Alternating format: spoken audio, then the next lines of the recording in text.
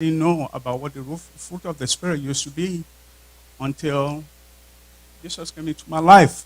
And I saw the difference between not having Him and having Him. People will say, but there are so many people that do not have God in their lives and they are billionaires. Stuff like that. True. True. But some of them, they go and talk therapy. They are using volumes. They're using a whole lot of things just to make you. When God blesses you, He blesses you without sorrow added to it. And in the name of Jesus, every world that we build will not have sorrow added to it. In the mighty name of Jesus. Now, so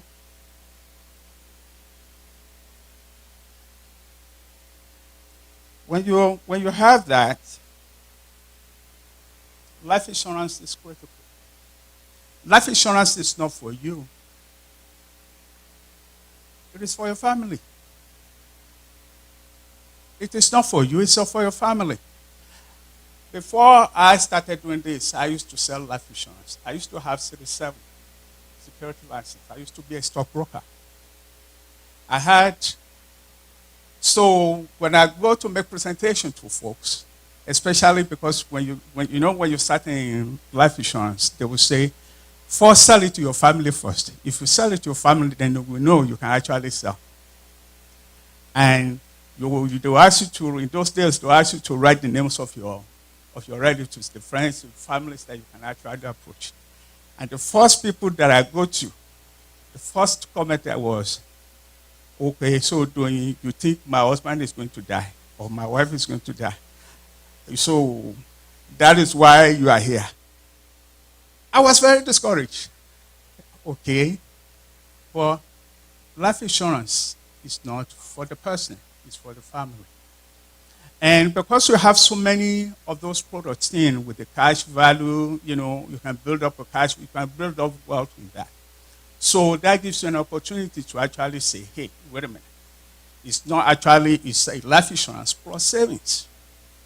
So, when Ms. Wiley was talking about this yesterday, she was talking about the fact that, when you buy one for your child, that, the cash value builds up so they can use it in the future. That is something that I actually did for myself and for my children in those days. The other way you can build wealth is through real estate. In 1989-90, a friend of mine, I think I was actually still working at the factory, and he called me, he said, I'm buying houses in Baltimore. And I said, buying houses in Baltimore. And he said, yes. And I said, that's a whole lot. How much would it cost? And he said, no, this house cost me $2,000. This house cost me $3,000.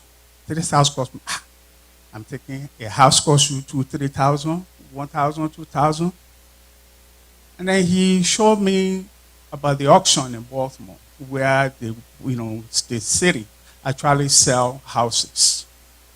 When the city sell houses, they sell basically, those are the utility people who cannot pay their utilities and stuff like that. And so they auction those houses. The thing is, the person has maybe a year or two to reclaim that house. And if the person reclaims that house, the city actually pays you about 22% interest on the money that you put in there. So my friend had about 16 houses in Baltimore. And I said, okay, that was how I got into that. And we buy the house, you rehabilitate, and then you have somebody staying there, you get revenue from that. Any one of you can do that. You can start that. You understand? That's one of the ways you creep into real estate. Even if they reclaim the house or something like that, you will still earn interest. So that is one of the ways that you can build real estate. Stock investments. Well, I used to be a stockbroker. I know the value of having stocks. As a matter of fact, I got to know about those from my own father who basically was investing a whole lot of his money. And for a while, I didn't even understand what happens to those stocks. One day I was in Nigeria and I got a call and I didn't know where that call came from. And the guy said, I'm calling from the post office. And I said, post office, what post office? And he mentioned Ebutemeta, which was where my father used to have an office. And I went in there and I saw so many letters from probably maybe 10 years. All of them stock dividends. Stock dividends of the stocks that he's bought that my brother who was managing that estate has passed on. So it was all there. And I look at that and I say, oh my God, this is what they call leaving an inheritance for children's children. Because when you buy stocks and you buy, besides the growth aspect of the stocks, it is also the fact that you can actually earn money from that. And Otumba talked about that yesterday.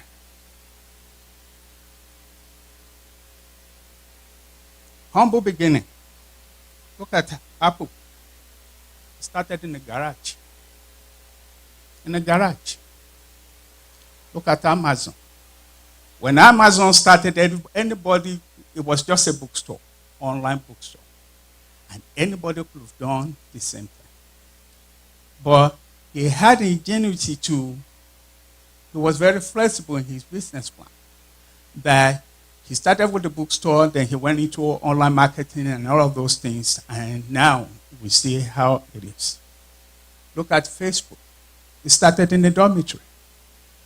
That basically speaking to the children among us, the students among us, that you can even start something, building wealth, even while you're in school. And look at Google. It's also started in the dormitory. Now, I want to talk now about the next aspect of it. Risk and rewards. That is basically what entrepreneurship is all about. What is entrepreneur? Each and every one of us has something inside of us that we can sell, that we actually are selling. If you are in the professional line, your skill, your knowledge is what you're selling to that company. And if you don't have the skill or the knowledge, you can have ideas that you can basically tap on and use. My staff used to tell me that everything is here, in this head. They never put anything on paper. And I always say to them, it's basically because I am always looking for where the opportunity is. Let me give you an example of that. Training is one of the things that took care of a company that is saying here. They have an excellent training program. So when we started our company, I just said, guys, we need to put training as one of the key things we're going to do. We don't know what's going to come next. And when we got the contract with the United Healthcare, it was paper claims. At that time, they don't let you take any paper claim from a claim shop. So when I told them what I was going to do, they said, oh no, it can't happen. If it's going to happen, you have to sign this contract. A single one of those papers cannot miss. I said, okay. Then what do? We've already established our training, and we started recruiting stay-at-home mothers who Basically, they are home, their kids have gone to school, they don't have anything to do or whatever. So we brought them in. We will train them in their houses. We will, we'll bring them in and we will train them. And then we'll just make everything so excellent that we can actually pick anybody from the street and have them sit down. Now, what does that mean? That means that we can compete well with the folks that are in the office because they have overhead and we didn't. And that was, I think the contract was, they gave us the contract for maybe around 20 cents per claim. And we will pay those ladies 20 cents per claim. And before we know it, because it was a volume-driven business, we were doing very well. And that is one of the things that, as an entrepreneur, you just have to be looking, because what you are selling is you are selling solutions to other people's problems. Otumba was talking yesterday about the fact that the clothes that we wear, somebody made it, somebody sewed it, that's the fine solution. That's a solution. And that is what entrepreneurship is all about. You'll find what is needed out there that you can meet. And when you meet it, you get reward for it. It takes risks. It takes risks. When we started, my wife was like, hey, doing how, rent, mortgage, all of these bills. And I said, and you are going to make this on a profit of 5 cents per claim? But I didn't know God was working through all of those things, because all of the things that I'm talking about is basically a testimony about what God can do. You understand? Because there was just not anything that we planned. It was just the door open. When that door opened, we grab it. We were not like, okay, this is where we're going. It's basically, where is the opportunities in here? And another thing that comes into play here is that the person who created the training program at the company one day actually became my client. How did that happen? He saw Baltimore Sun did an article on us, and he read it. And at that time, Air Force had maybe about 500,000 claims backlog, and they couldn't get to it. And he said, this guy said he can do this, because that was what he put in the article. And he said, call him. And I met with him, and I said, wow, do you remember me? He said, no. He said, you created the training program that we model our business on. Believe me, that was a very good business for us. Now, let's talk about, so when we're talking about entrepreneurship, we're talking about risk and reward. If I didn't take that risk, will I be rewarded? No. Same thing goes for you. If you don't take that risk, you will not be rewarded. You have to take that step of faith. Fear and anxieties about where the next meal is going to come from, it is normal. It is normal. But you can overcome that by basically putting into place plans. If anything, life happens, that you can actually, walk through.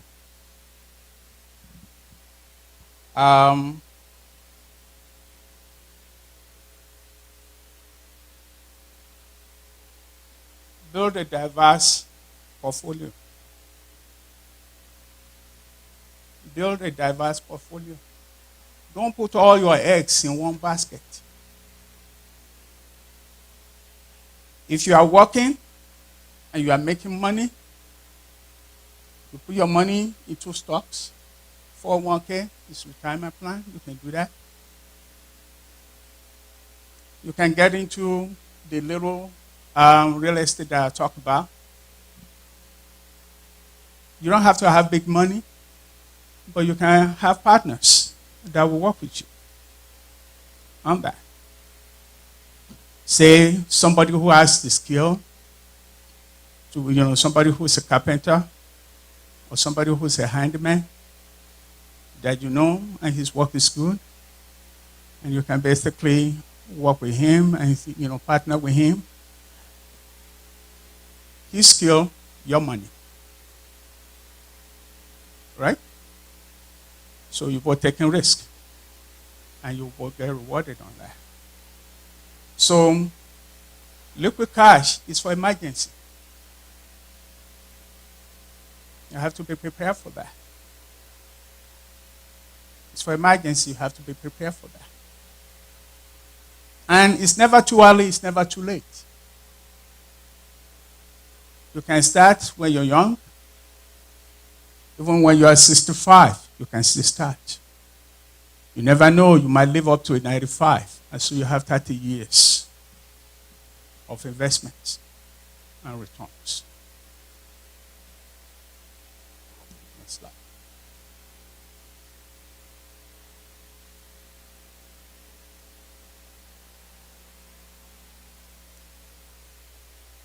The optimal use of your resources. Everyone has treasures within them to serve. I think I've talked about that a little bit.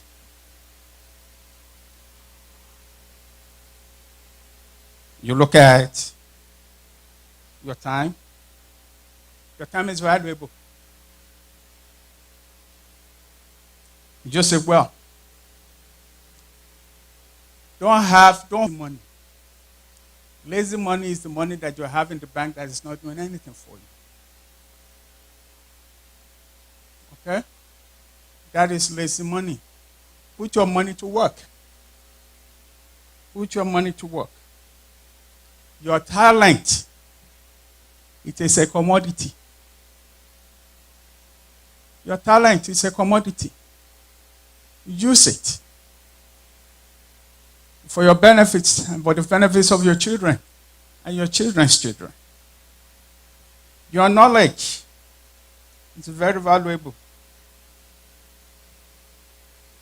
One of the things that I've seen is if God opens a door for you, He will give you something. He will give you something that other people will not see. Only you can see. Only you can see it. Inspiration. Who do you draw your inspiration from? Who inspires you? What inspires you? Those are important. If your inspiration is to be like a rapper, you spend your time talking to a rapper and acting like a rapper and doing all of that. But if your inspiration is a successful business person, you read the biography of that person. You see their work, you see what they've done and everything. And besides that, we have the ultimate inspiration from God.